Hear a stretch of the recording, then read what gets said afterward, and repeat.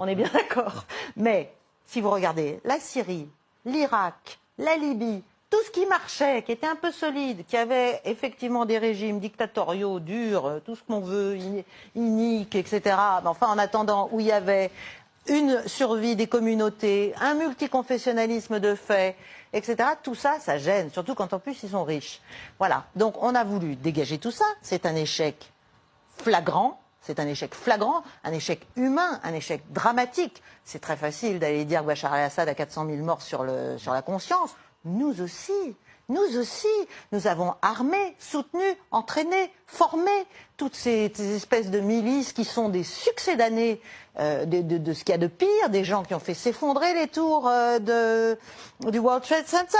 Tout ça, je veux dire, on a la mémoire extrêmement courte. Nous, on baptise les gens terroristes, non terroristes. Hop, hop, hop, hop. Le 1er, le 6 mai, là, tout change. Comme on l'a fait au Kosovo à l'époque avec Vučića, c'est exactement ce qu'a fait le département d'État à l'époque. Donc, il faut quand même se rendre compte qu'il y a eu un échec. Il y a eu un échec. Et effectivement, les pays se sont engouffrés. La Russie s'est engouffrée, l'Iran s'est engouffré à la demande des autorités. Nous, on est juste en contravention totale, on n'a pas de mandat, on n'a rien du tout. On s'est juste mis ensemble, on a dit, allez, on va y aller malgré tout, on va essayer d'y arriver. On n'y est pas arrivé, c'est un échec flagrant.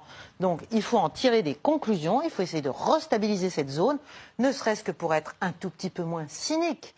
Parce que toutes ces interventions se font soi-disant au nom des droits de l'homme, pour la sauvegarde des populations, pour que les gens aillent mieux, pour le développement, pour la démocratie. Mais regardez les champs de ruines que ça provoque. C'est scandaleux. C'est humainement absolument scandaleux. Et je pense qu'on peut tout à fait être indépendant des États-Unis et avoir une politique étrangère digne de ce nom, mais qui soit humaine et donc pragmatique.